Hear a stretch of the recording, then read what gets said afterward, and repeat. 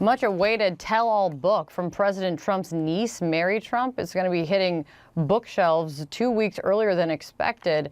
The Trump family had sued to stop the publication. Well, now CNN has seen a copy. Let me bring in CNN's Sarah Murray. Sarah, what can you tell us about this? Kate, we did just get a copy of the book. It's a pretty slim 14-chapter read, but it is quite the indictment of President Trump from a member of his own family. You know, we haven't heard a lot from the direct members of the Trump family. This is a book that is coming from Mary Trump, who is his niece. It is a book that one of the president's siblings has actually tried to block from publishing, but the publisher got the release to go forward. And, you know, we're looking through some of these things, and in it you see Mary Trump writing about the hubris of her uncle. She writes about how she didn't actually think that he was taking his presidential election seriously. And she even had lunch at one point with Marianne Barry Trump, who was a federal judge, and they're discussing Donald Trump running for president. This is back in 2016. And it recounts this conversation in which Marianne Trump says, "He's a clown." This is what the book said. "He's a clown," my Aunt Marianne said during one of our regular lunches at the time. "This will never happen." Now, Mary Trump is someone who has had a very fraught history with other members of her family. There was a big fight after the patriarch of this family died over essentially Donald Trump and his siblings trying to cut Mary Trump and her brother out of the will. So there's been bad blood in this family for a long time. She also makes it very clear in the book that she was no fan of the possibility of her uncle winning the presidency. She said she got invited to Donald Trump's election night party, and she turned down the invitation because she thought it would be rude if she was out there celebrating Hillary Clinton's victory. Now, obviously, that's not how it panned out. And she writes in the book that she stayed silent for a long time when Donald Trump won the presidency and when he's been in office, but she just felt like she was sitting by and watching her uncle ruin the country. And she writes in her book that she could not stand by and be silent any longer. Now, there's a reason that this book is coming from Simon Schuster, and you're not seeing Mary Trump on television right now doing a bunch of interviews. And that's because as of right now, there's still a temporary restraining order against Mary Trump that's blocking her from being able to talk about her own book. The restraining order against the publisher, though, was lifted, and that's why we're starting to see these copies come out, Kate.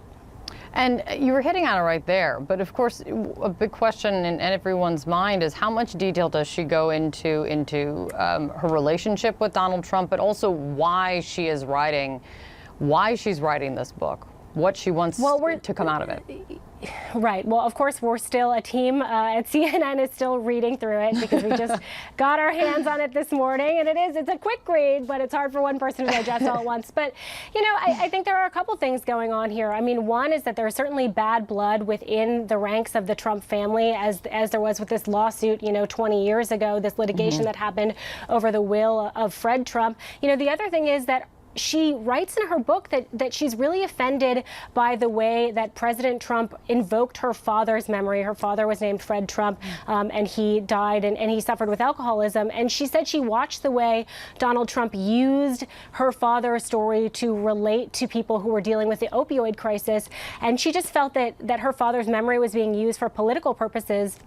She writes in the book that Marianne Trump Barry, again, the former federal judge, also agreed with that and was also offended with that assessment. So that's part of what's playing into this. And then, she makes it very clear, as I said, that she did not want Donald Trump to win the presidency. She was an avid Hillary Clinton supporter. And she writes that she sort of felt that she stayed silent for long enough, and that as she's been watching the things that have happened throughout her uncle's presidency, she just felt like she had to come forward and she had to speak up. Now, this may be the first time that we're seeing her sort of put her face and her name to these words, but we have heard from her without realizing before. She writes in her book and confirms that she was a source for that big New York Times investigation into the Trump family taxes that really sort of alleged that a lot of what they were doing was not up to par, and that they, may have misstated some things in their finances over the years and may have even committed fraud. And it's interesting because now her lawyers are using that as a reason that she should not be silenced. They're saying, look, this settlement agreement she signed 20 years ago was all based on fraudulent information. You should throw it out the window. And that still continues, right? Sarah, continue reading, but stick with me if you could, please. Let me bring in Chief Media Correspondent Brian Stelter for more on this. Brian, you were just reporting on how, because of demand, that this publishing date was even moved up. That's right, and that's why these copies are starting to leak out. Here's one of the many copies that's already been shipped out to bookstores. This book is essentially an anti-Trump campaign book, Kate. From my initial read of it, Joe Biden couldn't have written a more effective book against the President of the United States. But you say that, I say it's like an anti-Trump campaign book, but it's coming from inside the family.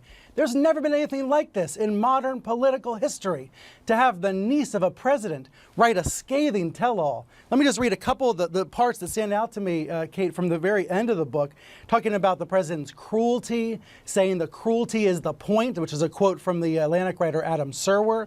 It goes on to say that the cruelty serves as a means to distract both us and himself from the true extent of his failures. She writes at the end of the book, we must dispense with the idea of Donald being a strategically brilliant person, understanding media and politics. He doesn't have a strategy, Mary says. He never has. She says it was a fluke that he won the election. She says he never thought that he was going to win. And that he takes these rebukes as challenges and doubles down on his behavior because of these problems in his family that she describes in detail, as Sarah just mentioned.